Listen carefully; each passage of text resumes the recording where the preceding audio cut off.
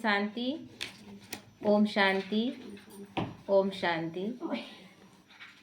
आज बाबा कह रहे हैं, मीठे बच्चे, बुद्धि में स्थायी एक बात की ही याद रहे तो यह भी अहो सौभाग्य है ना।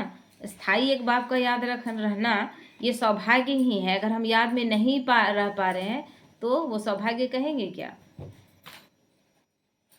बंद करिए इसको, बंद कर दीजिए। प्रश्न है, जिन बच्चों को सेवा का शौक होगा, बाबा कह रहे हैं जिन बच्चों को सेवा का शौक होगा उनकी निशानी क्या होगी? निशानी बाबा बता रहा है, खुद अपनी देखेंगे, अपना चेकिंग करेंगे कि क्या सेवा भावना हमारे अंदर है। उत्तर है, वह मुख से ज्ञान सुनाने बगैर रह ही नहीं सकते हैं। कोई और व्यर्थ बात, फालतू बातचीत, गप सब करेंगे तो लगेगा कि व्यर्थ कर रहे हैं, मेरा घाटा हो रहा है। तो जहाँ भी कोई मिले लगता है बस बाबा का ही ज्ञान किसी को दे दें, है ना। तो वह रूहानी सेवा में अपना हड्डी हड्डी स्वाहा कर देंगे। हड्डी हड्डी स्वाहा करने का मतलब क्या है? अपना तन मन धन समय श्वास संकल्प सब कुछ उस पर लगा देना, कुछ और सोचना ही नहीं, क्योंकि इस समय बस वही है और कुछ नहीं है। ये एक लास्ट जन्म बस उसके लिए है। उन्हें रूहानी नॉलेज सुनाने में बहुत खुशी होगी, है ना। खुशी में ही नाचते रहेंगे। वो अपने से बड़ों का बहुत रिगार्ड रखेंगे, उनसे सीखते रहेंगे, सबसे सीखते रहेंगे। उनका सम्मान रहेगा जिसके अंदर सीखने की भावना है। तो था ना वो क्या उसका नाम हमको याद नहीं आ रहा है, दत्तात्रेय। कितने गुरु बनाया था, सांप बिच्छू सबसे कुछ कुछ सीखता था। तो हमें हर एक से ज्ञान लेना है। सबके अंदर जो है ना ज्ञान, ऐसा नहीं कि नहीं है, हर एक चीज़ से हमको सीख लेनी है। अभी देखिए, एक दिन हम लोग ऐसे, परसों का बात है, दर्शन बाहर निकल रहा था, अंजू का बेटा, और उस समय सुबह कोई नहीं था। उससे भी बहुत सीख मिलता है। कोई नहीं था और वो जा रहा था अकेले इधर मंदिर तरफ, और उस समय कोई नहीं था। 4 कुत्ता, बोलिए 10 साल का बच्चा, लेकिन थोड़ा सा कमज़ोर है शरीर से, 4 कुत्ता उसको दौड़ाने लगा। हम और मेरे युगल दोनों थे, युगल थे बाहर, और वो पूछ रहे हैं कि तुम कहाँ जा रहे हो इस समय सुबह सुबह। और हम यहाँ से सुन रहे हैं तो हम भी बोले, वो पूछ रहे हैं कहाँ जा रहे हो, कहाँ जा रहे हो। तब तक कुत्ता उसको जाता ही रहा, ये अपना आ रहे थे उधर से मॉर्निंग वॉक करके। कुत्ता जो दौड़ाया, जो हमारे अगल बगल दिन रात रह रहा है, हम उसको रोटी दे रहे हैं, हम उसको खाना दे रहे हैं, हमारे ही खाने पर पल रहा है। लेकिन स्थिति देखिए बच्चे का कमजोरी, कि बच्चा कमजोर है, उसको हम कुछ भी कर सकते। दौड़ा दिया, मतलब 5 मिनट का देरी होता ना तो सिर फाड़ देता। 4 कुत्ता एक जैसा, ये दौड़े हैं और इनको देखते ही कैसे भाग गया। कहने का मतलब क्या है? कमजोर को देखकर माया वार करती है, मजबूत को देखकर भाग जाती है। सीख मिलता है ना। तो अपनी स्थिति पावरफुल है। वही बच्चा नहीं डरता, केवल नहीं देखा ना, उसको भागने लगा, और भागने का वो समझ गया कि डर रहा है तो दौड़ाया। खड़ा हो जाता ना शक्तिशाली स्थिति में तो नहीं करता। तो बाबा कहते हैं खुशी में नाचते रहेंगे। वो अपनों से बड़ों का बहुत रिगार्ड रखेंगे और उनसे सीखते रहेंगे। गीत है, बदल जाए दुनिया न बदलेंगे हम। बदल जाएंगे क्या हम? बाबा को छोड़ेंगे? ओम शांति। बच्चों ने गीत की 2 लाइन सुनी। यह वायदे का गीत है। जैसे कोई की सगाई होती है तो वायदा करते हैं कि स्त्री पुरुष कभी एक दो को छोड़ेंगे नहीं। कोई की आपस में नहीं बनती है तो छोड़ भी देते हैं। वो वायदा करते हैं, कई जन्मों का वायदा करते हैं, लेकिन छोड़ देते हैं ना। जहाँ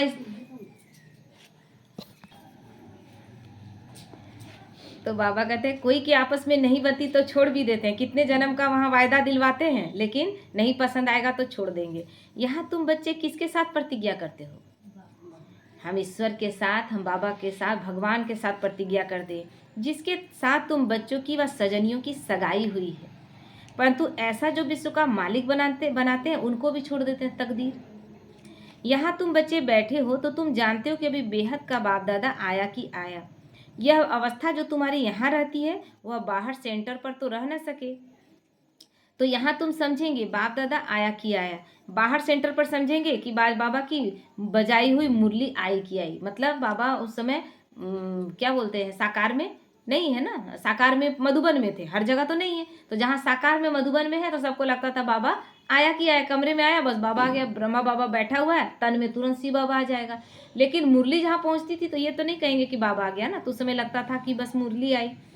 तो यहाँ और वहाँ में बहुत फ़र्क रहता है, क्योंकि यहाँ बेहद के बाप दादा के तुम सम्मुख बैठे हो, वहाँ तो सम्मुख नहीं हो। चाहते हैं सम्मुख जाकर मुरली सुने, यहाँ बच्चों की बुद्धि में आया बाबा आया कि आया। जैसे और सत्संग होते हैं वहाँ वो समझेंगे फलाना स्वामी आएगा, तो अभी बाबा नहीं है, बाबा तो नहीं है, लेकिन बाबा मुख का आधार लेकर कह रहा है, यही सोचकर हमें सुनना है ना। लेकिन और सत्संगों में जा रहे हैं, क्या ये सोच सकते हैं कि भगवान ज्ञान दे रहा है? नहीं। तो परंतु ये ख्यालात भी सबकी एक रस नहीं होगी। हम यहाँ बैठते भी तो ये सोचकर नहीं बैठते कि फलानी बहन पढ़ रही है या फलाना भाई पढ़ रहा है, ये सोचते हैं। बाबा का ज्ञान है, बाबा निमित्त आत्मा के द्वारा बोला है, मेरे लिए क्या बोला है, मुझे अटेंशन से सुनना है। लेकिन सत्संगों में जाते हैं तो क्या सोचते हैं, फलाना आदमी स्वामी जी आएंगे तो ज्ञान देंगे। कईयों का बुद्धि योग तो और तरफ भटकता रहता है, ज्ञान सुनेंगे लेकिन ध्यान इधर उधर भटकता रहता है। कोई को पति याद आएगा, कोई को संबंधी याद आएंगे, कुछ घर में बात हुआ है तो वहाँ चला जाएगा मन, बोले सोचेंगे कि जल्दी से जल्दी 1 घंटा किस तरह बीते ऐसा भी होता है। बुद्धि योग एक गुरु के साथ भी टिकता नहीं है, कोई का विरला होगा जो स्वामी की याद में बैठेगा। यहाँ भी ऐसे ही है, वहाँ सत्संगों में तो याद नहीं ही रहता, बाबा कहते हैं यहाँ भी कोई विरला है जो बाबा की याद में बैठता है। ऐसे नहीं कि सब शिव बाबा की याद में रहते हैं, बुद्धि कहाँ ना कहाँ दौड़ती रहती है, मित्र संबंधी आदि याद आएंगे। सारा समय एक ही शिव बाबा की याद में रहे तो फिर तो अहो सौभाग्य हो जाए, है ना। निरंतर बाबा की याद रहे और किसी की याद न आए तो फिर तो अहो सौभाग्य, क्योंकि इसी याद से ही तो हमारी स्थिति पावरफुल होती है। तो स्थायी याद में कोई विरला रहते हैं। यहाँ बाप के सम्मुख रहने से तो बहुत खुशी होनी चाहिए। अतीन्द्रिय सुख गोपी बल्लभ के गोप गोपियों से पूछो, या यहाँ का गाया हुआ है। अतीन्द्रिय सुख क्या है ना, वो गोपी बल्लभ की गोप गोपियों से पूछो कि गोप गोपियाँ क्या था कि सब कुछ छोड़ छाड़ कर मुरली सुनने बैठ जाती थी, है ना। हर सब कुछ छोड़ छाड़ करके माताएं बहनें कितना मार खाती थी उस समय, डांट सुन पड़ता था, कितना अत्याचार होता था, लेकिन बोलती थी मुरली सुनना है तो सुनना है।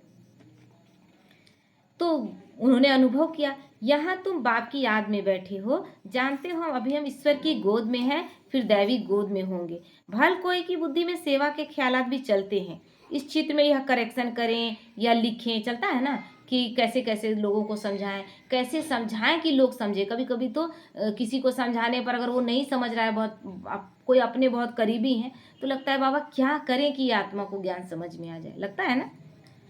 तो परंतु अच्छे बच्चे जो होंगे वो समझेंगे अभी तो बाप से सुनना है और कोई संकल्प आने नहीं देंगे, है ना। सेवा का भी संकल्प मुरली के दौरान नहीं चलना चाहिए, अपना आराम से बस सुने कि बाबा मेरे लिए क्या कह रहा है। बाप ज्ञान रत्नों से झोली भरने आए हैं तो बाप से ही बुद्धि का योग लगाना है।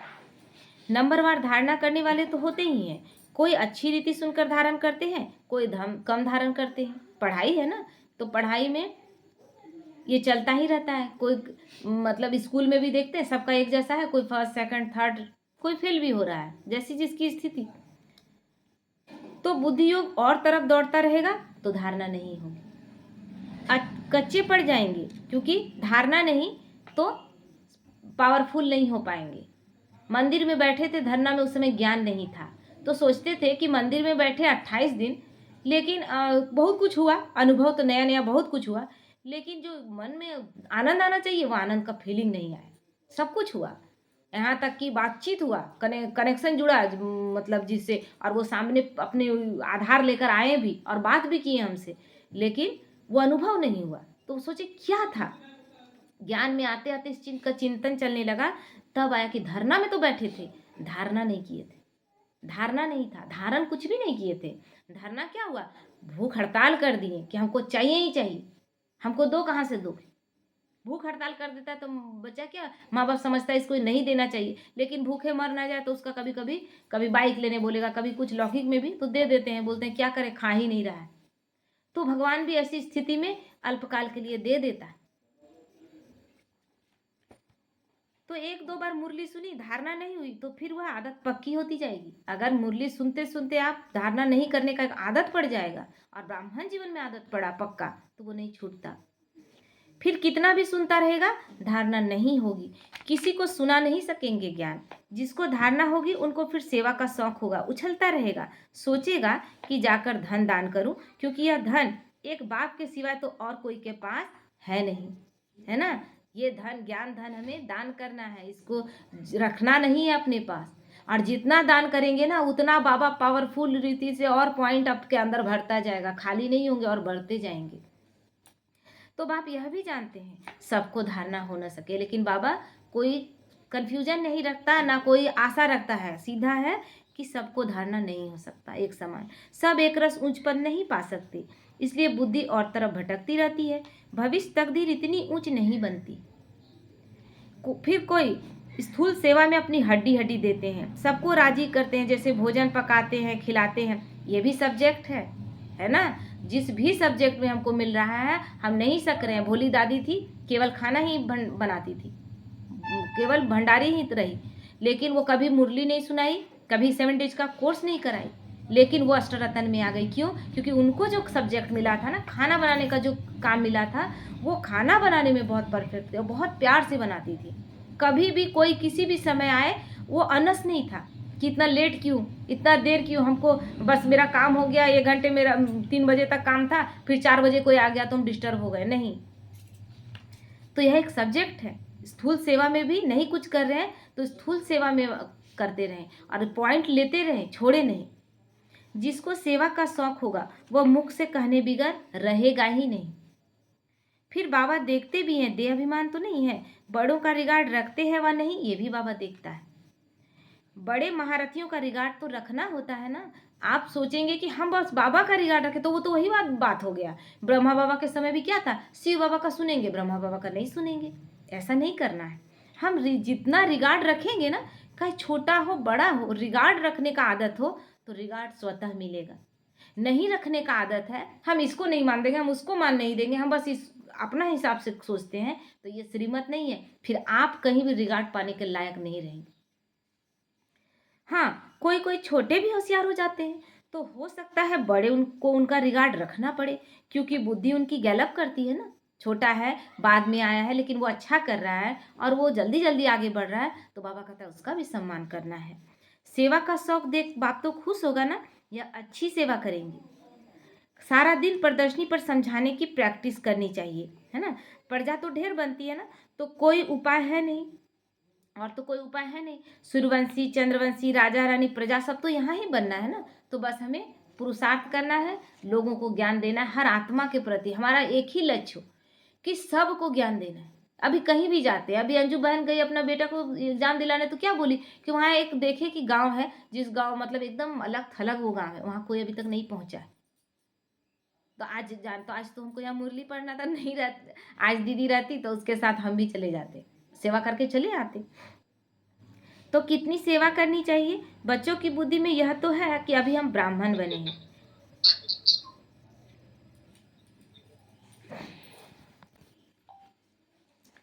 तो बाबा कहते हैं बच्चों की बुद्धि में यह तो है कि अभी हम ब्राह्मण बने हैं। घर गृहस्थ में रहने से हर एक की अवस्था तो अपनी रहती है ना। घर बार तो छोड़ना नहीं, बाबा ये तो नहीं कह रहा कि घर बार छोड़ दो। बाप कहते हैं घर में भले रहो, परंतु बुद्धि में यह निश्चय रखना है कि पुरानी दुनिया तो खत्म हुई पड़ी है। हमारा टेंशन ज़्यादा होना चाहिए। हम मधुबन में नहीं हैं, हम समर्पित नहीं हैं, हम किसी सेंटर में नहीं हैं, हमारा ज़्यादा ध्यान होना चाहिए। सब कुछ करते हुए हम ऐसा पुरुषार्थ करें कि समर्पित बहनों का हम क्या करें, उनके जैसा उनसे आगे करने का कोशिश करें। क्यों पीछे करने की कोशिश करेंगे? हम ये मान कर चलें क्या? नहीं। हमारा अब बाप से काम है, यह भी जानते हैं कि कल्प पहले जिन्होंने ज्ञान लिया था वही लेंगे, इसलिए मूंझना नहीं है। ज्ञान देना सबको है, संदेश देना सबको है, लेकिन संदेश देते हुए समझ में आ जाएगा कि किसको इंटरेस्ट है और किसको नहीं। लेकिन आपका नहीं इसको इंटरेस्ट है तो क्या उसको संदेश नहीं देंगे? संदेश सबको देना है। सेकंड बाय सेकंड हूबहू रिपीट हो रहा है, तो इसमें आत्मा में ज्ञान रहता है ना, बाप के पास भी ज्ञान रहता है। तुम बच्चों को भी बाप जैसा बनना है, पॉइंट धारण करनी है। सभी पॉइंट एक ही समय नहीं समझाई जाती है। विनाश भी सामने खड़ा है, यह वही विनाश है। सतयुग त्रेता में तो कोई लड़ाई होती नहीं। सतयुग त्रेता में कोई लड़ाई होती है तो, लेकिन शास्त्रों में क्या दिखा दिया? सतयुग में तो सबसे ज़्यादा राक्षस दिखाया, त्रेता में भी राक्षस दिखाया गया है ना। राम तो खाली जीवन भर राक्षस ही मारते रहे, फिर द्वापर में राक्षस नहीं था, दुर्योधन को दिखा दिया। कलयुग में तो कोई राक्षस नहीं, मतलब कुछ समझ ही नहीं आया, क्योंकि मिक्सचरिटी हो गया। अभी सारा राक्षस कौन है? राक्षस हमारे विकार है। तो विकार तो अभी है, सतयुग, त्रेता और द्वापर, सब कलयुग, सब में विकार होता। तो कलयुग को, सारा युग को 4 युगों में क्यों बांटते? एक ही युग नहीं रहता, 4 युग क्वालिटी के आधार पर बटा ना। धीरे धीरे हमारी स्थिति कमजोर हुई, क्वालिटी कम हुई, और हम धीरे धीरे हमारे अंदर का विकार राक्षस के रूप में आ गया। तो हमें अपने विकारों को मारना है, न कि हथियार लेकर किसी को मार देना है। तो वह तो बाद में जब बहुत धर्म होते हैं, लश्कर आदि आते हैं, तब लड़ाई शुरू होती है। द्वापर में जैसे ही हम अपने धर्म कर्म को भूल जाते हैं ना, हम अपने विकारों के अधीन हो जाते हैं, तब परमधाम से वो आत्माएं उतरने लगती हैं, जो द्वापर युगीन आत्माएं नहीं उतरती हैं, वो उतरती हैं। और हम इधर पूजा पाठ शुरू करते हैं। हम पूजा पाठ शुरू करते हैं तो वो तो पूजा पाठ क्यों, वो तो देवी देवताओं को क्यों मानेंगे? वो क्या आए थे सतयुग त्रेता में? नहीं आए थे। वो तो डायरेक्ट परमधाम से आए ना, तो वो उस निराकार को कहीं ना कहीं कॉन्शस में है, तो उसको मानते हैं। हमारे देवी देवता को वो नहीं मानते, और जब नहीं मानते तो वो लड़ाई झगड़ा शुरू कर देते हैं। हमें बोलते हैं कि बुत परस्त हैं ये लोग, और बुत पूजा करने वालों को हम मार देंगे, और इसीलिए वो आते हैं तो हम हिंदू धर्म को बहुत तकलीफ पहुंचाते हैं। तो लड़ाई तब शुरू होती है। तो जब हम अपनी कर्मेंद्रियों के अधीन हो गए, तो बाहरी ताकतें आकर देश पे कब्जा कर ली। बहुत समय तक मुसलमानों ने शासन किया, हुनों ने शासन किया, उसके बाद अंग्रेज लास्ट टाइम तक शासन किया। तो पहले पहले आत्माएं सतो प्रधान से उतरती है, फिर सतो रजो तमो की स्टेज होती है, धीरे धीरे स्टेज कम होती जाती है। तो यह भी सब बुद्धि में रखना है कि कैसे राजधानी स्थापन हो रही है। यहाँ बैठे हो तो बुद्धि में रखना है कि शिव बाबा आकर हमको खजाना देते हैं, ज्ञान गुण शक्तियों का खजाना भरपूर कर रहे हैं ना, जिसको बुद्धि में धारण करना है। अच्छे अच्छे बच्चे नोट्स लिखते हैं, लिखना अच्छा है, तो बुद्धि में टॉपिक्स आएंगी, लिख रहे तो बहुत पॉइंट्स निकलेगा, जिस आधार पर लोगों को समझा सकेंगे। आज इस टॉपिक पर समझाएंगे। बाप कहते हैं हमने तुमको कितना खजाना दिया था। सतयुग त्रेता में तुम्हारे पास अथाह धन था, फिर जब तुम वाम मार्ग में चले गए तो फिर कम होता गया, है ना। भगवान हिसाब लेगा ना, लेकिन क्या दोषी ठहरा रहा है? क्या बोला है? तुम वाम मार्ग में चले गए, वो भी ड्रामा में नूंद था, है ना, वो भी फिक्स है। तो तुम वाम मार्ग में चले गए, यानी गलत मार्ग में चले गए, तो तुम्हारा धन चला गया, खुशी भी कम होती गई, कुछ न कुछ विकर्म होने लगते हैं। फिर उतरते उतरते कलाएं कम होती जाती है ना, क्वालिटी कम होने लगती है, तो हमसे गलतियां होने लगती हैं। सतो प्रधान सतो रजो तमो की स्टेजेस होती है ना, ये स्टेज है। और इसीलिए यही स्टेज पर 4 युग है। और हम कैसे कह दें कि सब युग में राक्षस है और सब युग में बुरे लोग थे? आजकल तो लोग कह देते हैं कि सब युग में लोग बुरे लोग थे, तो फिर 4 युग क्यों? सतो से रजो में आते हैं, ऐसे नहीं फट से आ जाते हैं, फट से थोड़ी ना आते हैं। सतो यानी त्रेता से फिर द्वापर में आते हैं, द्वापर हो गया रजो, तो धीरे धीरे उतरेंगे। तमो प्रधान में भी धीरे धीरे सीढ़ी उतरते जाते हैं, कला कम होती जाती है। कलयुग में भी शुरुआती दौर तमो है, तमो प्रधानता नहीं है। मतलब बुराई आती है, लेकिन बुराई प्रधान रूप में नहीं, अब तो बुराई प्रधान रूप ले ली है, तो दिन प्रतिदिन कम होती जाती है। अभी जंप लगाना है, तमो प्रधान से सतो प्रधान बनना है, इसके लिए टाइम भी चाहिए ना।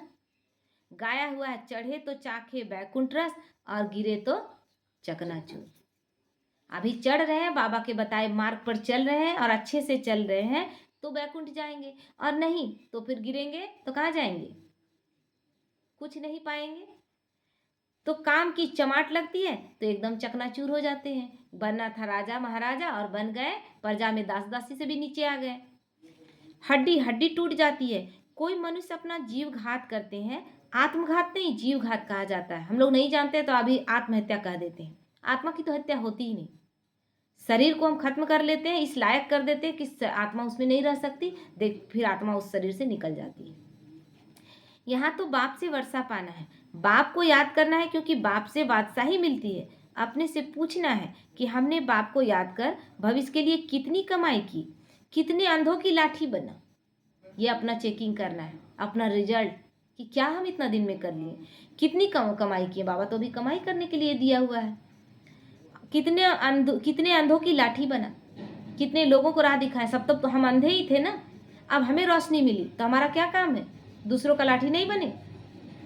घर घर में पैगाम देना है, घर घर में पैगाम देना है, और हम अपने काम धंधे में फंसे रहे? नहीं बाबा, काम धंधा छोड़ना नहीं है, लेकिन अपना करके, और उसका सबसे मेन कर्म तो वही है हमारा, अभी मुख्य कर्म ही यही है कि जन जन तक बाबा का संदेश पहुंचाना है। क्योंकि हम सोच रहे हैं घर का बहुत सारा काम है, लेकिन अगर मेरा आज का दिन अंतिम दिन हो तो घर का काम भी आपका रहा और वो उधर भी आप नहीं किए, दोनों में गए। क्योंकि आप अपने मृत्यु को नहीं रोक सकते, तो इसीलिए मम्मा क्या करती थी, हर घड़ी अंतिम घड़ी समझ कर चलती थी। हम सोचते भी बहुत टाइम पड़ा हुआ है, अपनी ये चीज़ें कर लेंगे, उसके बाद हम इस कार्य में लगेंगे। नहीं होगा, आप उसी में फंसे रह जाएंगे। तो बाबा कहते हैं घर घर में ये पैगाम देना है, पुरानी दुनिया बदल रही है, बाप नई दुनिया के लिए राजयोग सिखा रहे हैं। सीढ़ी में सब दिखाया है, सीढ़ी में क्लियर करके 84 सीढ़ी में एकदम क्लियर करके बता दी। वो माता कोर्स कर रही थी ना, 4-5 दिन पहले का बात है, तो बोली कि सीढ़ी में आप बताए तो हमको सब समझ में आ गया, पूरा समझ में ही आ गया। मतलब इतना अच्छा से बाबा, क्योंकि ये हम लोगों का कार्य भगवान कितना अच्छा से समझाया है, यही सोचते हैं, इसीलिए कहते हैं कि ये ज्ञान भगवान का है। आज तक तो ये हम लोगों को किसी ने नहीं समझाया था। यह बनाने में मेहनत लगती है, सारा दिन ख्यालात चलता रहता है, ऐसा सहज बनावे जो कोई भी समझ जाए। सारी क्लास, सारी दुनिया तो नहीं आएगी ना, सारी दुनिया आएगी, सारी दुनिया आएगी तो उसको सतयुग कहेंगे क्या? देवी देवता धर्म वाले ही आएंगे। तुम्हारी सेवा तो बहुत चलनी है, तुम तो जानते हो कि हमारा यह क्लास कब तक चलेगा, जानते हैं ना? वह तो लाखों वर्ष कल्प की आयु समझते हैं, और लाखों वर्ष समझने के कारण किसी ने समझना ही नहीं चाहा। बस लकीर का फकीर बने हुए हैं। किसी को पूछने जाइए तो बचपन से एक ही चीज सुनते आ रहे हैं, 40,000 वर्ष पड़ा अभी कलयुग। तो शास्त्र आदि सुनाते ही रहते हैं, समझते हैं जब अंत होगा तब सबका सदगति दाता आएगा और हमारे चेले होंगे, उनकी गति हो जाएगी, फिर हम भी जाकर ज्योति ज्योत में समा जाएंगे, ऐसा सोचते हैं, है ना? लेकिन चेला हो गुरु हो, यहाँ तो कोई गुरु हो ही नहीं सकता, जबरदस्ती बने हुए हैं गुरु, गुरु तो कोई हो नहीं सकता। गति सदगति तभी होगी जब भगवान से जुड़ेंगे, चाहे वो गुरु हो यहाँ का या चेला हो। परंतु ऐसे तो है नहीं। तुम अभी जानते हो कि हम अमर बाप द्वारा सच्ची सच्ची अमर कथा सुन रहे हैं, तो अमर बाप जो कहते हैं वो मानना भी है ना? शिव बाबा जो कह रहा है वो मानना भी है। सिर्फ कहते हैं मुझे याद करो, पवित्र बनो, और कुछ कह रहा है? कोई लंबा चौड़ा ऐसा दिया है जो हम नहीं कर पाएंगे? बस तुम मुझे याद करो और पवित्र बनो, नहीं तो सजा तो बहुत खानी पड़ेगी। क्योंकि ऑलरेडी 63 जन्मों से कितने पाप कर्म करके आए हैं। अब वो आया है तो वो तो अपने ही बोल रहा है कि बच्चे मैं तुम्हारे सब विकर्मों को माफ कर दूंगा, है ना? सब विकर्मों को माफ करने का मतलब छोड़ नहीं, लेकिन मेरी याद में रहो तो बड़ी आसानी से सारे पाप कर्म कट जाएंगे, है ना? कम से कम में चुकतू हो जाएगा। किसी का बहुत भयानक एक्सीडेंट होना होना था तो छोटा सा एक हाथ टूटने में क्लियर हो गया, हुआ है ना? तो ऐसा होता है। तो पद भी फिर कम मिलेगा अगर सजा खाएंगे, क्योंकि सजायाफ्ता मुजरिम का कभी भी मान नहीं होता, होता है? कितना भी कुछ अच्छा करे क्या बोलते हैं, अरे ये तो जेल खट के आया है। सेवा में मेहनत करनी है, जैसे दधीची ऋषि का मिसाल है ना, हड्डियां भी सेवा में दी थी। ये गायन किसका है? दधीची ऋषि, हम सब बच्चों का ही ना। और इसमें सबसे नंबर 1 कौन गया? कौन गया? ब्रह्मा बाबा। एक पल के लिए सोचा, सब कुछ दे दिया, कुछ भी नहीं सोचा एक पल के लिए। कैसा कैसा सिचुएशन आया, तभी कोई संकल्प नहीं चला। जब यज्ञ में खाने पीने को नहीं था, उसके संकल्प में नहीं आया कि भगवान का कार्य है, हम उसी के कार्य में लगे हुए हैं, और ऐसा सिचुएशन क्यों आ रहा है? बोला, सोचा? वो नहीं, उसका कार्य वो जाने। इतना दृढ़ संकल्पधारी, पल पल में फ्लक्चुएट हो, इसको कहेंगे क्या? दृढ़ संकल्पधारी। अपने शरीर का भी ख्याल न कर सारा दिन सेवा में रहना, उनको कहा जाता है सेवा में हड्डियां देना। ब्रह्मा बाबा को बच्चे कहते 104 बुखार है, और बच्चा को ये कह रहा है कि बाबा बैडमिंटन खेलना है, बाबा निकल गया। बच्चे को ना कैसे कहेंगे? बुखार को साइड में रख के इतना बच्चों से प्यार। कमरे में अगर दूध भी पी रहा है कोई बच्चा आ गया, बच्चा मेरे सामने आ गया और हम दूध पियेंगे, उसी दूध में से आधा उसको दे देते थे। ऐसा प्यार अपना बाप नहीं करता, जो लौकिक में पीता है करेगा? इतना प्यार बाबा किया है। तो ऐसा उनका सेवा था जो हड्डी हड्डी सेवा में लगाया। एक है जिस्मानी हड्डी सेवा और दूसरी है रूहानी हड्डी सेवा। तो रूहानी सेवा वाले रूहानी ज्ञान ही सुनाएंगे, धन दान करते खुशी में नाचते रहेंगे। ज्ञान धन जो कौन डांस करेगा, नाचेगा? ज्ञान डांस जो अच्छे से कर रहा है वो दूसरों को भी नचाएगा। मीरा जहाँ जाती थी तो नाचती थी और दूसरे को नचा भी देती थी। तो वो स्थिति क्या हमारी है? हम खुद नहीं नाच रहे हैं तो हमारे ज्ञान से दूसरे कैसे खुशी से नाचेंगे? दुनिया में मनुष्य जो सेवा करते हैं वो सब है जिस्मानी शरीर का सेवा। शास्त्र सुनाते हैं, वो कोई रूहानी सेवा तो नहीं है ना। शास्त्र सुना रहे वो रूहानी सेवा नहीं है, वो तो मनुष्यों द्वारा लिखी हुई मनुष्यों की कहानी है। भगवान के बारे में तो कहानी है नहीं, देवी देवताओं की कहानी है जिसको हम सुन रहे हैं। तो रूहानी सेवा तो सिर्फ बाप ही आकर सिखलाते हैं, स्पिरिचुअल बाप ही आकर स्पिरिचुअल बच्चों को पढ़ाते हैं, यानी आध्यात्मिक पिता आध्यात्मिक बच्चों यानी आत्मा बच्चों को ये ज्ञान पढ़ाते हैं। तुम बच्चे अब तैयारी कर रहे हो सतयुगी नई दुनिया में जाने के लिए, है ना। कहाँ की तैयारी है? सतयुग में जाने के लिए। कैसी स्थिति होनी चाहिए? संस्कार कैसा होना चाहिए? दैवी होना चाहिए ना। वहाँ तुमसे कोई विकर्म नहीं होगा, क्योंकि विकर्म है क्या वो पता ही नहीं रहेगा। वो हम यहाँ से सीख कर जा रहे हैं। वह है ही राम राय, वहाँ होते ही थोड़ी संख्या में होंगे। अभी तो रावण राज्य में सब दुखी है ना। यह सारा नॉलेज भी तुम्हारी बुद्धि में है, नंबरवार पुरुषार्थ अनुसार। अब हाल फिलहाल में पिछला संडे को सेवा में गए थे, सब सीसीएल के ज़्यादातर नौकरी वाली माताएं आई थी। उन लोगों से पूछा कि आप सब सुखी हैं? कोई नहीं बोली सुखी है। गहने जेवर सब चीज़ से लदी हुई सब भरी पूरी, लेकिन बोल रही है नहीं सुखी है। क्यों? कलयुग है। कैसे कह सकते हैं कि सुखी? धन है तो शरीर में प्रॉब्लम है, शरीर है तो रिश्तों में प्रॉब्लम है, कोई ना कोई प्रॉब्लम आपके है ही। तो इस सीढ़ी के चित्र में ही सारा ज्ञान आ जाता है। बाप कहते हैं यह अंतिम जन्म पवित्र बनो तो पवित्र दुनिया के मालिक बनोगे। तुम्हें समझाना ऐसा है जो मनुष्यों को पता पड़े कि हम सतो प्रधान से तमो प्रधान बने हैं, फिर याद की यात्रा से ही सतो प्रधान बनेंगे, है ना। हम बाबा को भूल गए, हम धीरे धीरे गिरते गिरते हम ऐसी कंडीशन में आ गए, फिर हम बाबा के याद में रहेंगे, फिर सतो प्रधान बन जाएंगे। क्यों? क्योंकि वो पवित्रता का सागर है। जैसी स्मृति वैसी स्थिति। दिन रात मेरे याद में पवित्रता का सागर रहेगा तो पवित्रता मेरे अंदर नहीं उतरेगा। देखेंगे तो बुद्धि चलेगी। यह नॉलेज कोई के पास नहीं है। ऐसा ज्ञान कहीं सुने थे क्या? कितना ज्ञान सुने हम लोग, कितना प्रवचन सुने, कितना गरुड़ पुराण सुने ना, लेकिन ये ज्ञान कहीं सुने थे? कहेंगे इस सीढ़ी में और धर्मों का समाचार कहाँ है? तो ये तो भारत के उत्थान पतन की कहानी दिखाई है। सृष्टि कल्प वृक्ष में फिर सारे धर्म को दिखा दिया है, स्वस्तिक में फिर सारे धर्म को दिखाया है। तो वह फिर इस गोले में लिखा हुआ है, स्वस्तिक में लिखा हुआ है। तो वह नई दुनिया में तो आते नहीं है, वो तो परमधाम में रहेंगे सतयुग त्रेता तक ना। वो तो जानेंगे ही नहीं कि सतयुग त्रेता है क्या। तो उन्हों को शांति मिलती है। भारतवासी ही स्वर्ग में थे ना, तो बाप भी भारत में आकर राजयोग सिखाते हैं। इसलिए भारत का प्राचीन योग सब चाहते हैं। अभी भी विदेश से आते हैं ना, वो लोग सीखना चाहते हैं। तो यहाँ के साधु सन्यासी ले जाते हैं और बोलते सिखाते, सिखा लेंगे। वो जानते ही नहीं, सिखाएंगे कैसे?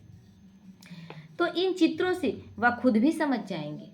बरोबर नई दुनिया में सिर्फ भारत ही था, अपने धर्म को भी समझ जाएंगे। भल क्राइस्ट आया धर्म स्थापन करने, क्राइस्ट तो आया धर्म स्थापन करने।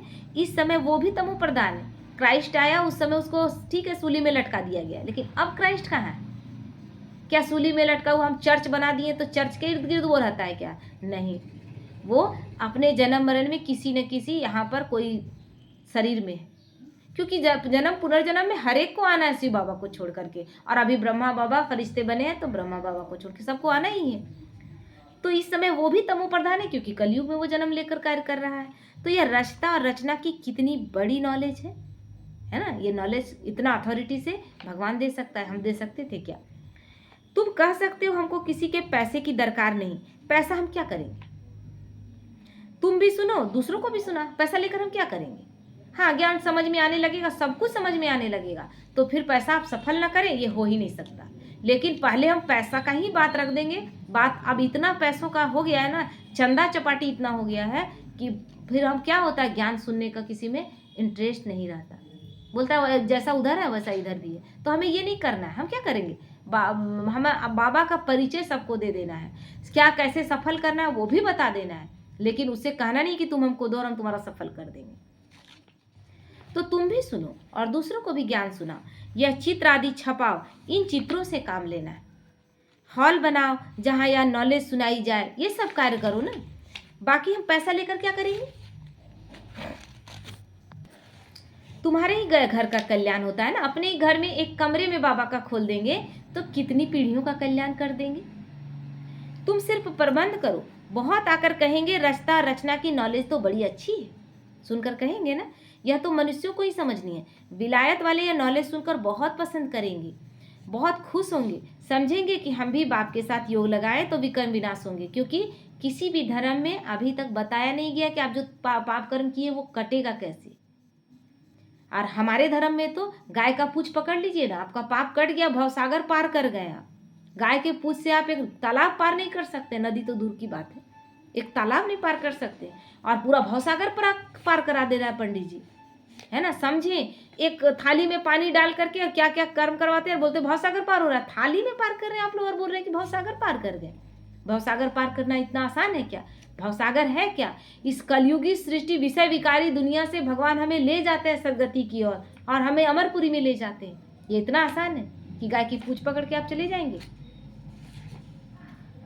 तो समझेंगे कि हम ये विलायत वाले भी समझेंगे कि बाबा से योग लगाएं तो विकर्म विनाश होंगे। तो इतने अभी विदेशों में कार्य हो रहा है ना, सबको बाप का परिचय देना है। समझ जाएंगे, यह नॉलेज तो भगवान के सिवाय कोई दे नहीं सकता।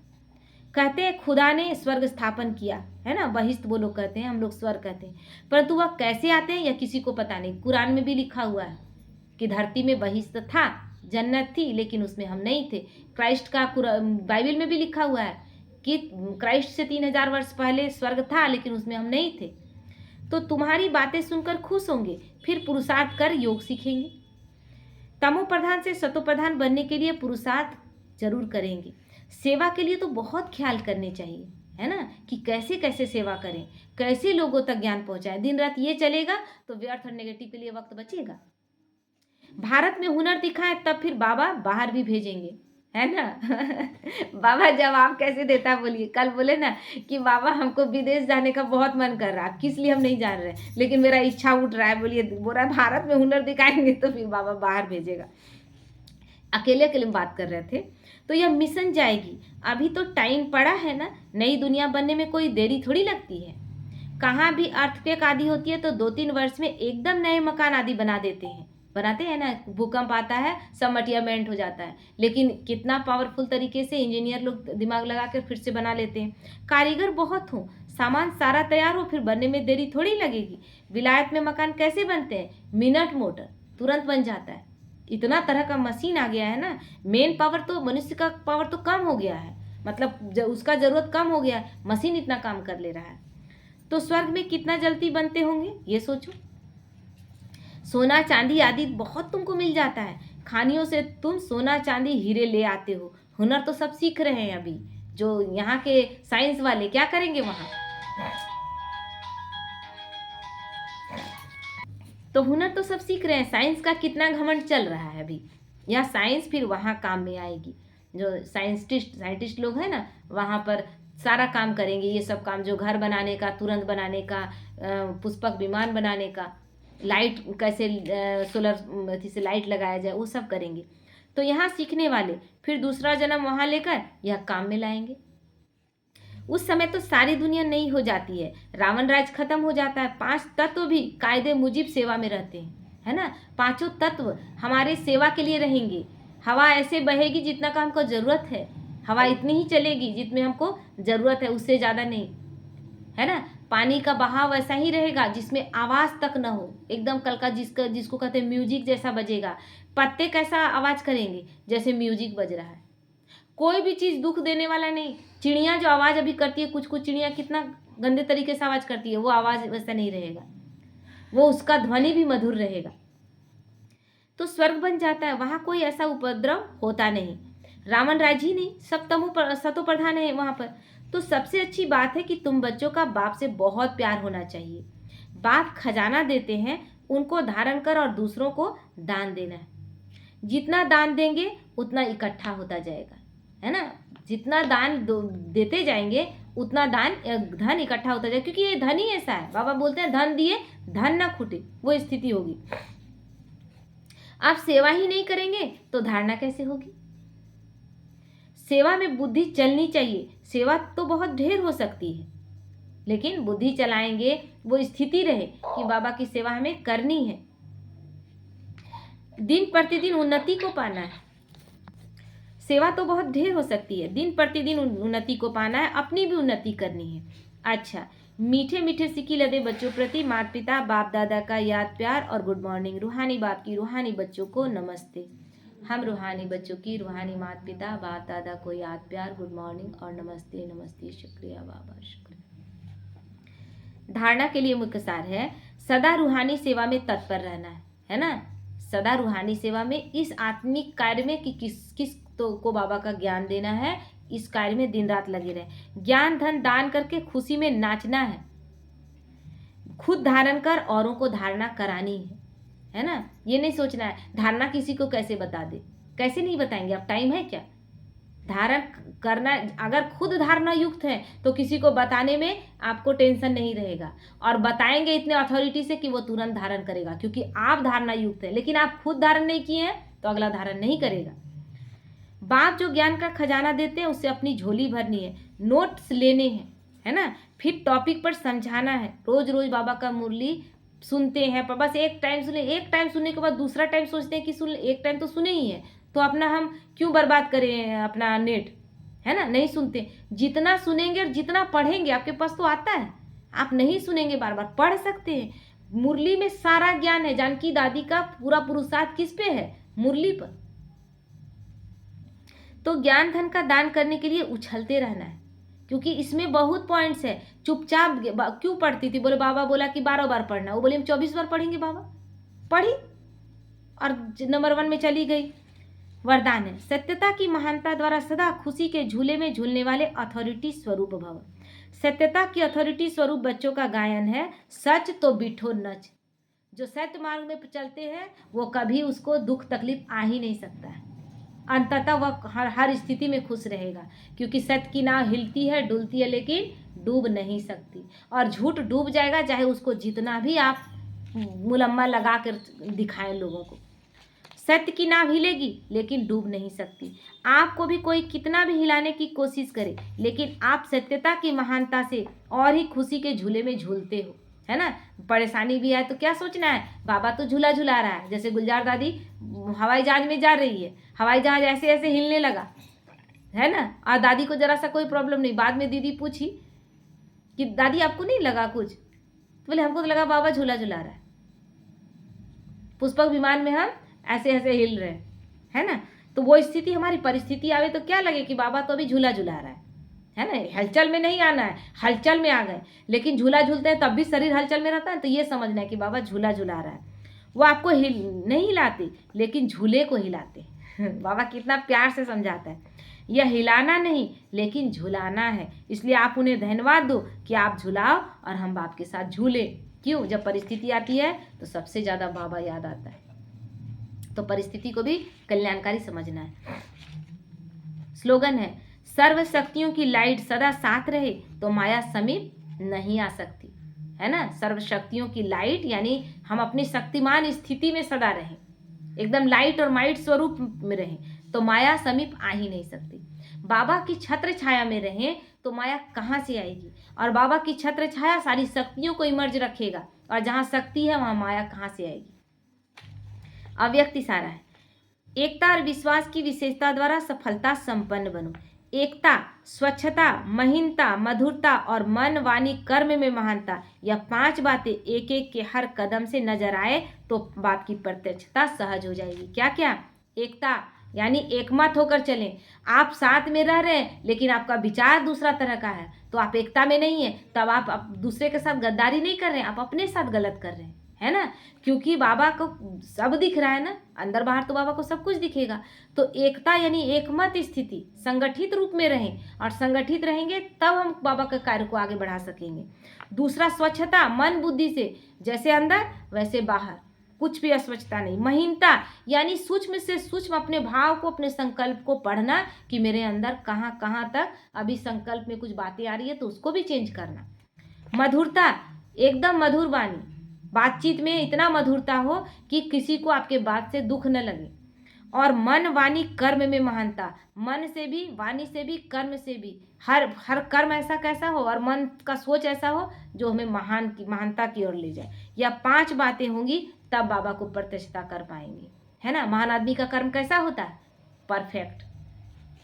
तो अभी तक संस्कारों में जो भिन्नता दिखाई देती है उसे एकता में लाना है ना। संस्कार सबके भिन्न भिन्न है, लेकिन एक याद रहे कि हम एक परमात्मा के बच्चे हैं, ये याद रहे कि हम सब ब्राह्मण बच्चे हैं, है ना, ये नहीं भूलना चाहिए। एकता के लिए एक दो की राय को रिगार्ड दो, है ना, कोई रिगार्ड दे रहा है, कुछ राय दे रहा है, तो ऐसा नहीं कि एक बार ही उसको काट देना है।